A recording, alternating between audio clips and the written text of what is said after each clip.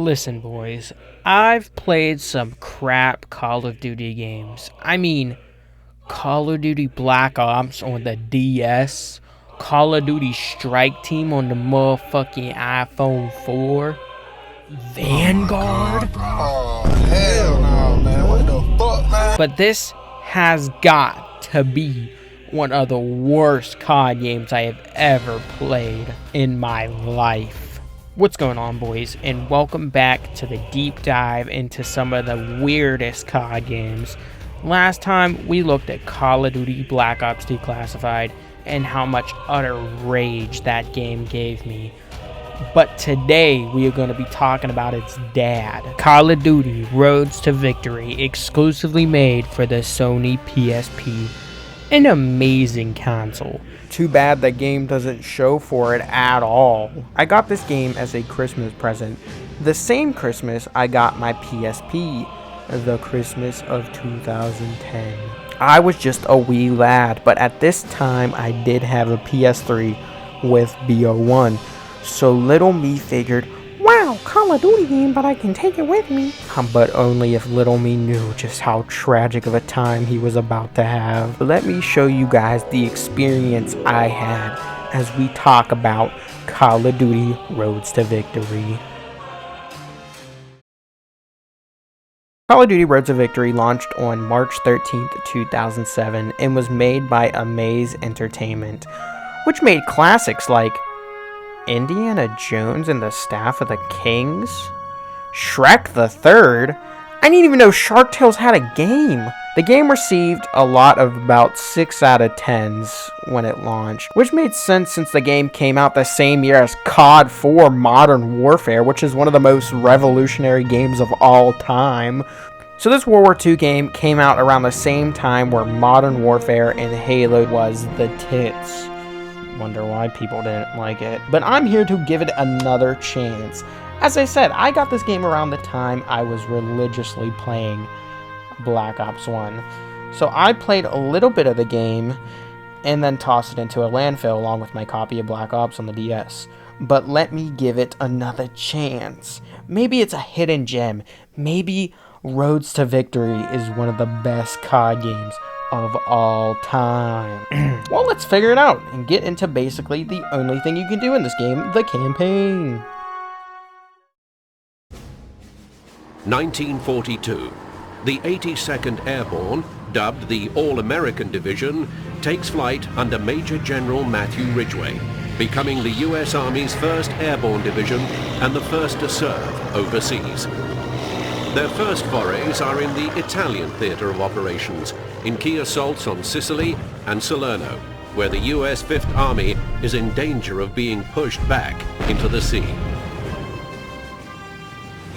1944. After their success in the field, the 82nd are deemed ready to participate in the most ambitious airborne operation of the war. Dubbed Elmira, it will play an integral part in Operation Overlord, the Allied invasion of Normandy. In August 1944, the 82nd are called on again. Joining up with divisions from both US and British Airborne Corps, they form the 1st Allied Airborne Army. They undertake their 4th combat jump in World War II, dropping into the German-occupied Netherlands as part of Operation Market Garden. Call of Duty Roads to Victory campaign is your typical old spin on Germany against the world. There are 14 missions in this campaign, being split into 3 sections: American, Canadian, and British. That's already a great start. I mean, most World War II games only show one perspective in the war, so props to you, Roads to Victory. So that's pretty cool. Too bad the rest of the campaign sucks balls. So each mission takes place in a real operation during World War II. With the Americans, you play as a soldier in the 82nd Airborne Division, having 7 missions that take place during 3 real World War II operations: Operation Market Garden, Operation Avalanche, and Operation Detroit. In those 7 missions, they go through some of the biggest and also some more unknown battles of World War II, like the recapture of Alta Villa, an amazing looking town in Italy, the battle that took place in St. Mir Egli, which played a huge part in the outcome of D-Day, and a bunch of battles in Nijmegen. In these battles, you do things like game end people, blow up things, and game end people. And that's pretty much the same story for the other two campaigns. It's just pretty much playing through a small portion of a battle. It's a very basic World War II campaign when it comes to that. There's no real character development, no real story. It's just play through real world events, walking forward, and game ending people. Follow the marker to the next spot, and repeat. And I mean, I guess it's fine, because I mean, that's how the COD games were before COD 4. There really wasn't a story, and was more about the spectacles of war instead of made-up characters. But by this point, that was outdated. Like, again, Halo and Modern Warfare were out, and with that, this genre of World War II war sims just is old. COD and Medal of Honor-esque games were gone, and the age of cool characters in modern games were the craze. And I mean, geez, World at War came out just a year later, which, yeah, was a World War II game, but was one that had the story and character elements that COD 4 made so popular, and was also just an amazing game. This game was just kind of, again, outdated story-wise, and really just seems like they needed something to put on the PSP, so they just slapped something they already did 500 times on there, and said, who cares? It's a handheld game. Let's not fully judge the game without getting into the graphics and the gameplay. Hint, hint, it's horrible. Okay, I'm sorry. Just kidding, I'm not. This gameplay is horrid. But I mean, the graphics aren't actually bad. It looks pretty good for a PSP game. The locations, the gun designs, the people, they don't look bad at all. You can tell what everything is, and sure, it looks like someone ate a bunch of gray and brown crayons and threw them up on the screen, but you know, it's a World War II game on a PSP. It's not gonna look the best, it's not gonna look like console games, but at least they tried their best. For being made by people who made Shark Tales the fucking game, this is definitely passable. And I would even say good for the PSP, one of the best looking games on the PSP. It's just good. It's okay. The gameplay, on the other hand, now I've always been a firm believer that the PSP should not have first-person shooter games, due to the lack of the second stick. I mean, even the DS had no stick, but you used the touchscreen, which actually worked pretty good, not gonna lie. But the PSP just could not do it. You moved with the stick, and you used the face buttons to look around. It worked, but it just felt horrible and clunky, but I guess it makes up for it because the AI in the game is dog shit. But still, it just doesn't feel rewarding or smooth at all. Other than the controls, the game got a whopping 16 weapons. The Thompson, the MP40, the Sten, the Lee Enfield, M1 Garand, you know, all your classic weapons. And that's it for the entire game. Funny how this PSP game can use real gun names, but, you know, Modern Warfare 2 can't. But anyway, I guess for a World War II COD campaign, that's pretty standard. Like I said, they look fine, but in terms of feel, these guns feel all the exact same. Really, no difference. Not at all. There's probably some difference, but I can't notice. Again, I gotta keep telling myself, it's a little PSP game. Come on, at least put some effort into making these guns different. I guess it's the effort that counts or something. And that is pretty much it for the campaign. It's not bad for the time. It was good. There's a lot of missions, there's a couple of guns, and the game doesn't look bad. It's truly a PSP COD game, but at least they tried their best, I think. Anyway, let's go to the other part of the game, the multiplayer.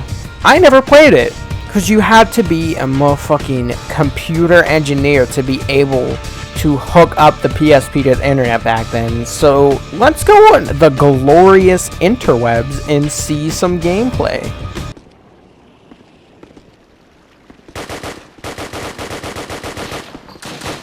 Oh, okay. Well, that looks fun, I think.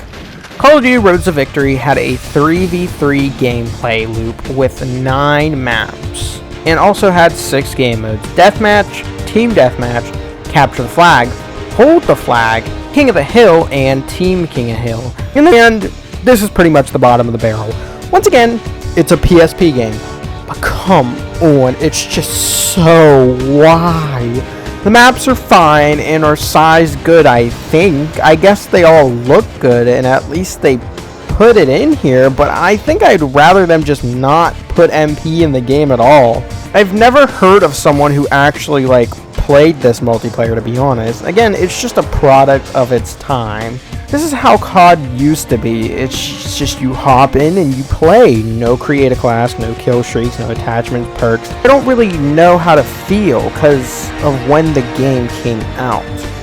Should I be disappointed because it came out when COD 4 came out and we got a half-baked COD game on a console that had amazing games? Or should I be satisfied that they gave us a finished product, not bad graphics, and seems like their best effort?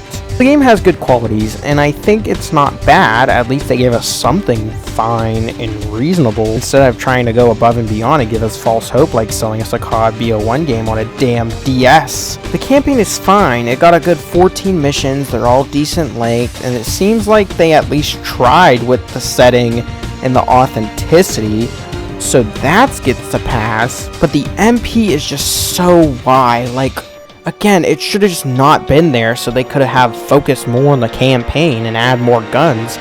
Because this is just useless. 3v3 with 6 game modes with 1 stick. Like, no! But overall, the game isn't bad for PSP. I could play it and enjoy it for a product of its time. The same way I can play COD 3 for the enjoyment. But nowadays, it's just aged so poorly. But oddly enough, it seems like they put more effort into the game than developers that made Black Ops Declassified on the PS Vita put into the game. At least they made an original game and not a game loosely based on the main franchise. They tried and they put in good effort and it came out to a decent product. The multiplayer might be useless, but the campaign's not bad and again is a good product of its time. 5 out of 10.